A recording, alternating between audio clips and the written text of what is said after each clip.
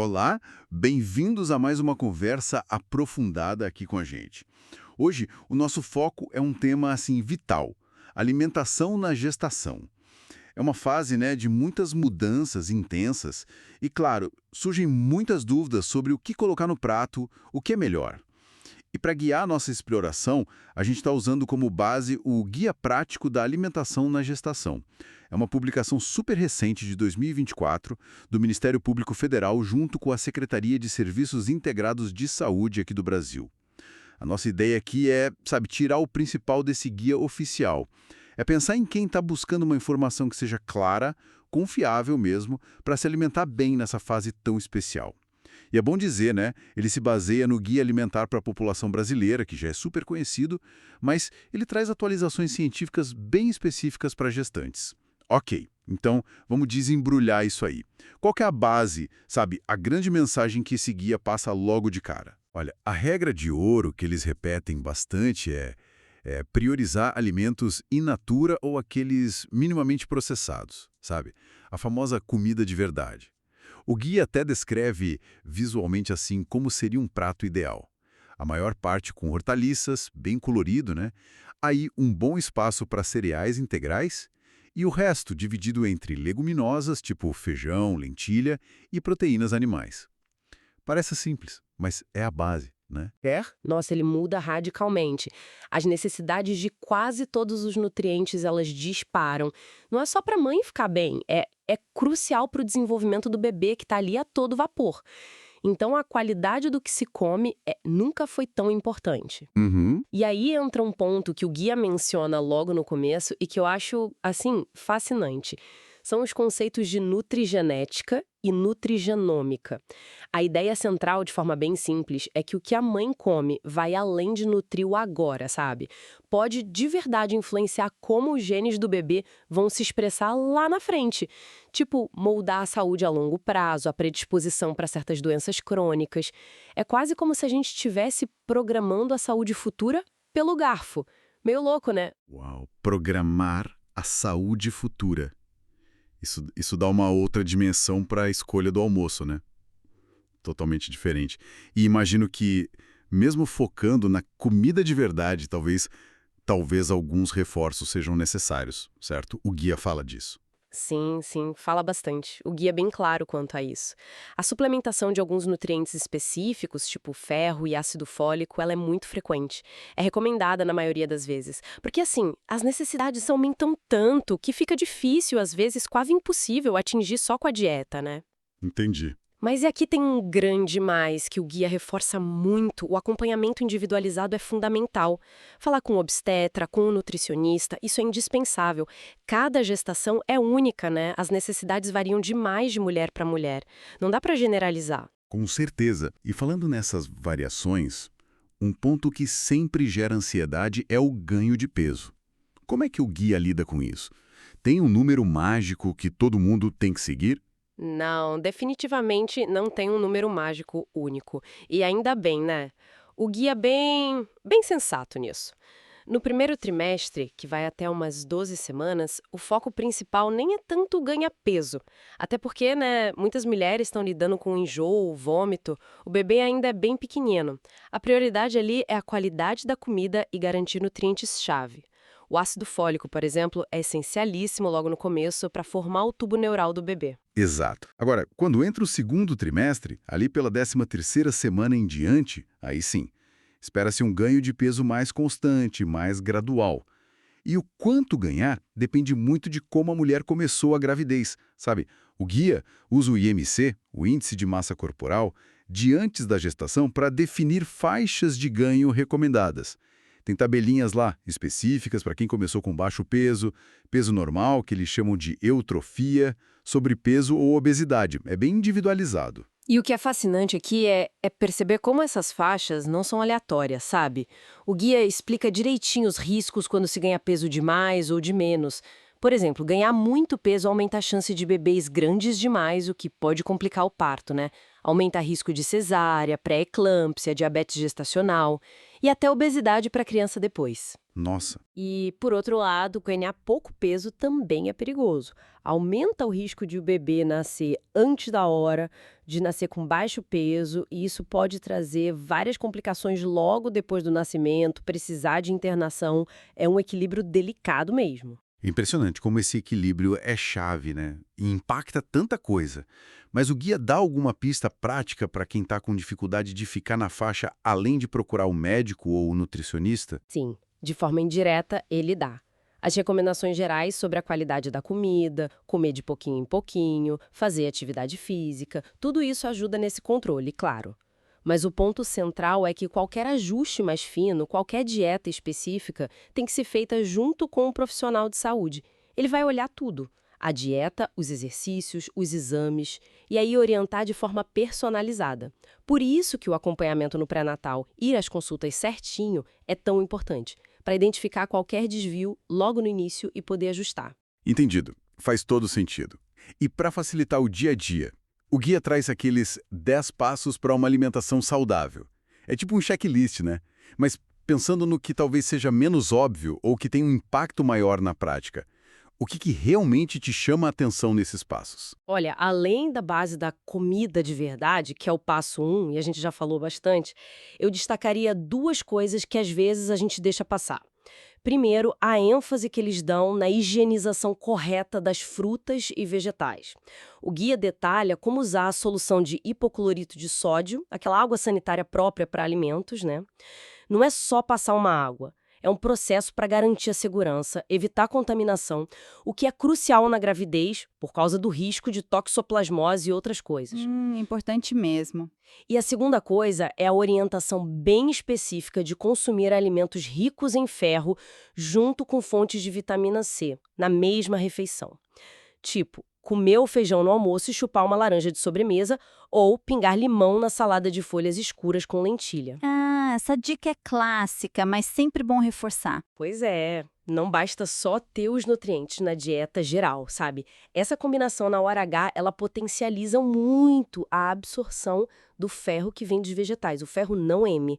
Ajuda muito a prevenir anemia, que é super comum na gestação. Detalhes que fazem toda a diferença, né? E aquela questão de comer com regularidade, prestar atenção na hora de comer, também é um dos pilares desses 10 passos, certo? Fundamental. Esse passo que fala de comer a cada 3 horas, mais ou menos, comer com calma, mastigar bem, num lugar tranquilo. Isso ajuda em tanta coisa. Ajuda na digestão, na absorção dos nutrientes, a controlar enjoo, azia e também a regular o açúcar no sangue. É básico, mas funciona. Sim. E, claro, né, evitar os ultraprocessados, bolacha recheada, macarrão instantâneo, refrigerante e pegar leve no sal, açúcar e gorduras. Isso é transversal, vale para todo mundo, mas na gravidez é ainda mais importante. Entendi. E por trás desses passos práticos estão aqueles nutrientes que o corpo está pedindo com mais intensidade, né? O guia detalha vários. Como é que a gente pode organizar isso para ficar mais claro para quem está ouvindo? Boa ideia. A gente pode pensar, talvez, em grupos de nutrientes com funções-chave na gestação. Por exemplo, para o desenvolvimento do cérebro e do sistema nervoso do bebê, o folato, que é o ácido fólico, é a estrela principal lá no comecinho, para prevenir defeitos do tubo neural. A gente acha em folhas verdes escuras, leguminosas, frutas cítricas. E o ômega 3, principalmente o DHA, ele é vital um pouco mais para frente, para o desenvolvimento do cérebro e da visão. As fontes boas são peixes gordos, tipo salmão, sardinha, atum, e também linhaça, chia. Ok, desenvolvimento neural. O que mais? Depois, podemos pensar nos nutrientes para a estrutura e imunidade, tanto da mãe quanto do bebê. Aí entra o cálcio, essencial para os ossos e dentes ficarem fortes, e também ajuda a regular a pressão da mãe. Tá no leite, nos derivados, nos vegetais verdes escuros, na sardinha comida com espinha, e a vitamina D, que é super importante para os ossos também, para a imunidade, e tem estudos mostrando que pode ajudar a prevenir pré-eclâmpsia. Fontes são peixes gordos, ovos, e tomar um solzinho com moderação também ajuda o corpo a produzir. Solzinho com moderação anotada. E, claro, não dá para esquecer dos nutrientes para a energia e para o sangue.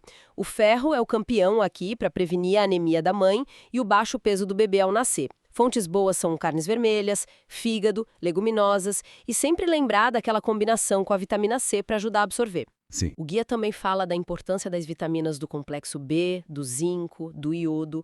É um verdadeiro trabalho de equipe nutricional. E água, imagina. Ah, fundamental. O guia recomenda beber bastante água, de 8 a 10 copos por dia. Ajuda em tudo, na circulação, na digestão, a evitar inchaço. Nossa, essa organização por função ajuda muito a entender o porquê de cada um, né? E o guia também, de forma bem legal, ele adapta as dicas para cada trimestre, porque a experiência da gestação muda muito, né? É aqui que fica realmente interessante, na minha opinião. O que ele destaca para o primeiro trimestre? Aquele que costuma ser mais turbulento. Ah, o primeiro trimestre, que vai da primeira até a 13ª semana, é a montanha-russa hormonal, né? O guia explica direitinho o aumento super rápido de hormônios como o beta-HCG, sim, aquele do teste de gravidez, e a progesterona, eles são os grandes culpados pelos desconfortos clássicos. Enjoo matinal, que às vezes dura o dia todo, vômito, aquele sono que não acaba nunca, salivação demais, às vezes até prisão de ventre e azia já começam a aparecer. Sim, clássicos mesmo. E para lidar com o enjoo, o que o guia sugere? As dicas são bem práticas, focadas em aliviar. Primeiro, fracionar as refeições. Comer pouquinho a cada 2 ou 3 horas, para nunca ficar de estômago vazio. Preferir alimentos mais secos, tipo bolacha de água e sal integral, torrada. Alimentos frios ou gelados também costumam cair melhor, como fruta gelada, iogurte. E coisas com toque azedo, tipo limão, maracujá, também podem ajudar. Evitar gordura, fritura e cheiros muito fortes é quase instintivo para quem está enjoada, mas o guia reforça. E o gengibre? Ouve-se muito falar dele. Sim, o guia menciona o gengibre, que pode ser usado em chá ou colocar umas rodelinhas na água, e o limão também, são aliados naturais. Em alguns casos, o médico pode até indicar suplemento de vitamina B6, que ajuda com náusea. Interessante. E essa tática de comer pouco e sempre, ajuda em mais alguma coisa? Ajuda sim, inclusive com a azia, que às vezes já dá escaras cedo. Comer devagar, mastigar bem, evitar beber muito líquido junto com a comida. São pequenas mudanças que fazem diferença. Ok. Primeiro trimestre superado. Ufa! E aí vem o segundo, da 14ª à 27ª semana. A chamada lua de mel da gravidez. Para muitas, né? Geralmente sim, é uma fase com mais energia, os enjoos costumam diminuir bastante. Mas sempre tem o mais, né? Surgem outros pontos para ficar de olho. A obstipação, a prisão de ventre pode piorar. A progesterona continua alta, relaxando o intestino e o útero já começa a pesar mais, comprimindo as coisas ali. E a receita do guia para isso? A receita é turbinar as fibras, comer mais fruta com casca e bagaço, mais verdura, legume, cereal integral, aveia, semente e beber muita, muita água, pelo menos uns 2 litros por dia. Às vezes, o guia até sugere umas receitinhas específicas com ameixa, mamão, que são mais laxativas. Fibras e água, a dupla dinâmica. E qual o outro ponto de atenção nesse trimestre? Outro ponto importante é o risco aumentado de desenvolver resistência à insulina e, consequentemente, diabetes gestacional. Isso acontece por causa de alguns hormônios que a placenta produz e que meio que atrapalham a insulina da mãe a funcionar direito. Ah, entendi. E como prevenir ou controlar? O guia foca bastante na prevenção e no controle. Manter aquela estratégia de comer de pouquinho em pouquinho, priorizar sempre os carboidratos complexos, arroz integral, pão integral, leguminosas, batata doce em vez dos simples, como açúcar e farinha branca. E uma dica de ouro que o guia dá: sempre tentar combinar esses carboidratos com uma fonte de proteína, tipo ovo, queijo, frango, ou uma gordura boa, azeite, abacate, castanhas. Por que essa combinação? Porque isso ajuda a diminuir o pico de glicose no sangue depois de comer. A digestão fica mais lenta, o açúcar entra na corrente sanguínea mais devagar. É uma estratégia nutricional bem eficaz. E para quem já tem o diagnóstico de diabetes gestacional, aí o acompanhamento médico e nutricional fica ainda mais próximo, com monitoramento da glicemia e ajustes na dieta. Faz todo sentido usar a combinação dos alimentos como estratégia. Bem inteligente. E aí a gente chega na reta final. Terceiro trimestre. Exato. Terceiro trimestre, da 28ª semana até o parto. O bebê está crescendo muito rápido, o espaço na barriga está ficando apertado, e aí alguns desconfortos podem voltar com tudo ou piorar. A azia, por exemplo, é muito comum. Agora, não é só hormonal, é físico mesmo. O útero é enorme, comprimindo o estômago. As dicas são parecidas com as do começo. Comer pequeno de cada vez, evitar deitar logo depois de comer, esperar pelo menos 1 ou 2 horas. Usar mais travesseiros para dormir. Isso. Usar uns travesseiros extras para dormir um pouco mais elevada ajuda bastante a aliviar a azia noturna. Outra coisa bem comum no final é o inchaço, o edema, principalmente nas pernas e pés.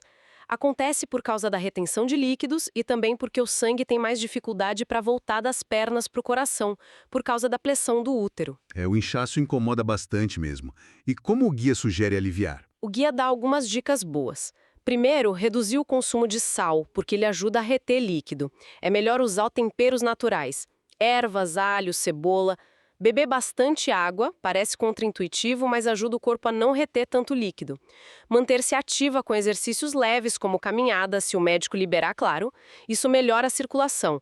E sempre que der, elevar as pernas ao longo do dia. Descansar com os pés para cima, apoiados, realmente ajuda a diminuir o inchaço. Nossa, é quase um manual de sobrevivência para cada fase, né? E o mais legal é que o guia não fica só na teoria.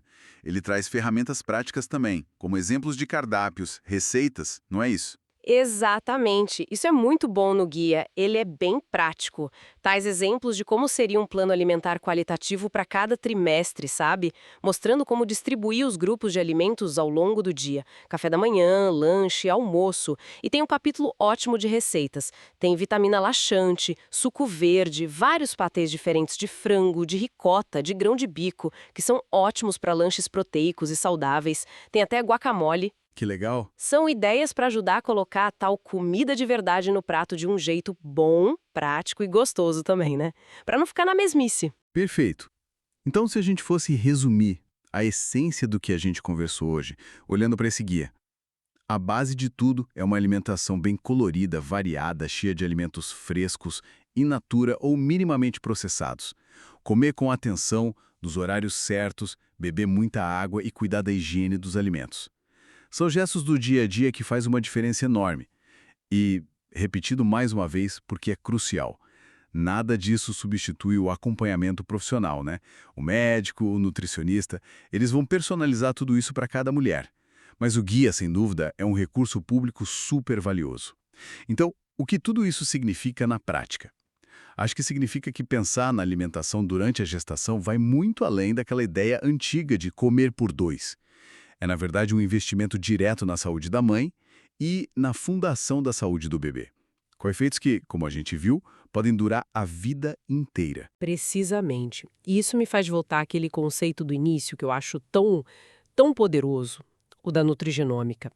Para a gente fechar com uma reflexão, se a comida pode mesmo conversar com os genes do bebê, como o guia sugere, como que a gente pode talvez dar um novo significado para a escolha diária pela comida de verdade? Será que não é só nutrir o corpo no presente, mas é participar ativamente de um dos atos mais fundamentais de programação da saúde futura? É pensar em cada garfada, talvez como um pequeno, mas potente investimento no potencial de uma nova vida. De maneiras que a ciência ainda está descobrindo, né? É algo que vale a pena a gente pensar profundamente a respeito.